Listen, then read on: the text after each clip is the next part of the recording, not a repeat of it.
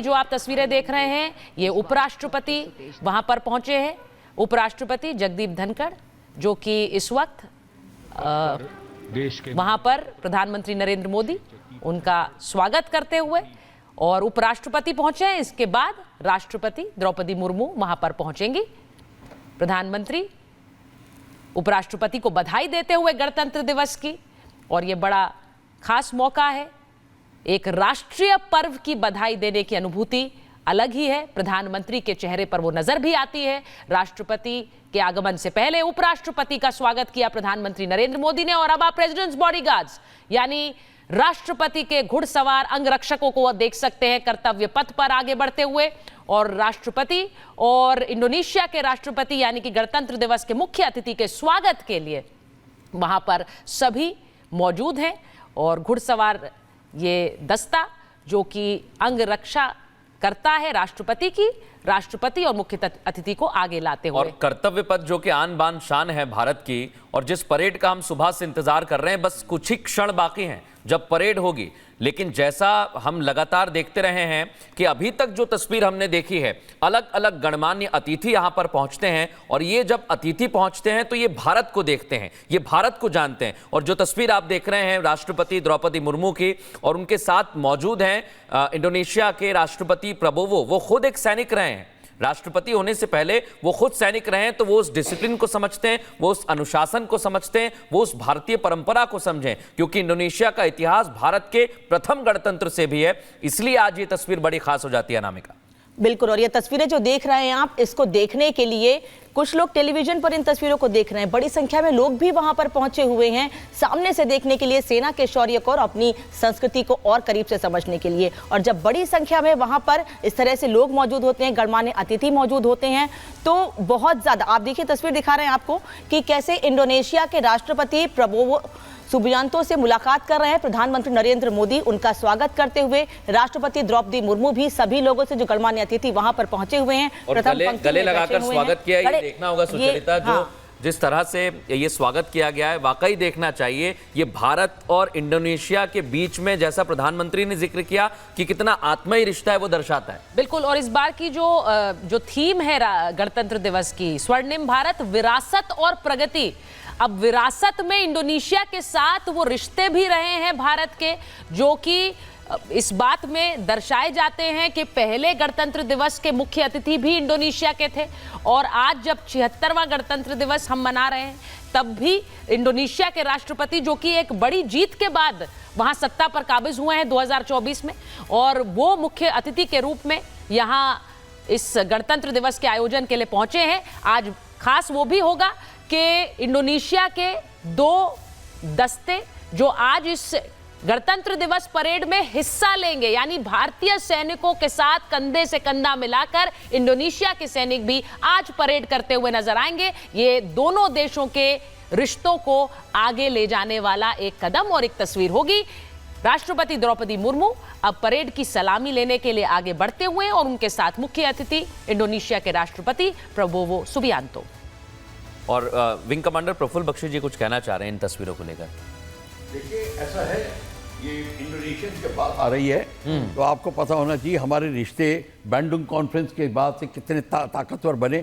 और जब सुकार्नो एक प्रॉब्लम में थे, तो उनको वहां से एस्केप कराने के लिए भी भारत ने ही, हमारे बीजू पटनायक साहब गए थे और उनको वहां से निकाल के लाए थे। तो ये भी हमें याद होना चाहिए कि भारत और के रिश्ते इंडोनेशिया के साथ क्यों इतने तगड़े हैं। और जैसे भी अभी आप देख रहे थे कि लोग अभिवादन कर रहे हैं एक दूसरे का, वॉर मेमोरियल से डिसेंडिंग ऑर्डर ऑफ सीनियरिटी से जो निकले थे, प्राइम मिनिस्टर निकलने के बाद में बड़ा रूट लेके निकले थे ताकि सब पहुंच जाएं जगह पे, फिर वो पहुंचे, और उसके बाद वो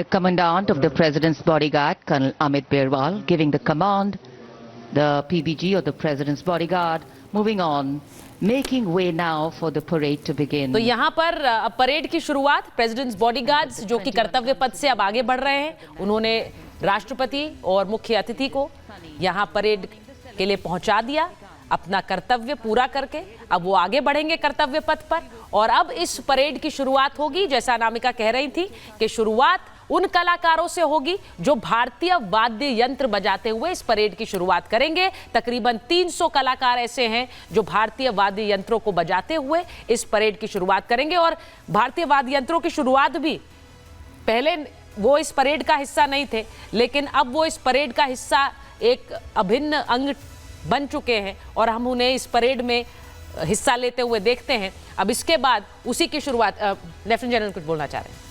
जी, ऐसा आपने देखा होगा जब ये नेशनल एंथम बजाया जा रहा था, 21 तोपों की सलामी दी जा रही थी। बिल्कुल, वो 21 तोपों की सलामी ये राष्ट्रगान के ख़त्म होने से पहले दी जाती है जी।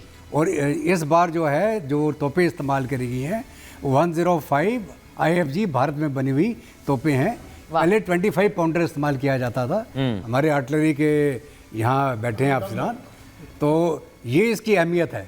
21 तोपों की सलामी अपने जो राष्ट्रगान के 54 सेकंड के अंदर मतलब तोपे भी स्वदेशी हैं, कलाकार और वाद्य यंत्र भी स्वदेशी हैं। और यही आज 76वें गणतंत्र दिवस पर मुझे लगता है गर्व की अनुभूति कराता है। आपने ये बहुत अच्छी तरह से बताया लेफ्टिनेंट जनरल। जी जी, इसका इस्तेमाल कर रही है इन गन्स का, ये भी हमें पता होना चाहिए। 25 पाउंडर जो सेकेंड वर्ल्ड वॉर की सबसे फेमस गन होती थी जी, ये उसी का मॉडिफिकेशन है। बहुत सुंदर तस्वीर है ये, वाकई ये भारत के लिए और हम सभी के लिए गर्व का पल है कि भारत में बनने वाली और भारत के गणतंत्र दिवस के जब 75 वर्ष हम पूर्ण करके 76वें में प्रवेश कर रहे हैं, तब जाके ये तस्वीरें।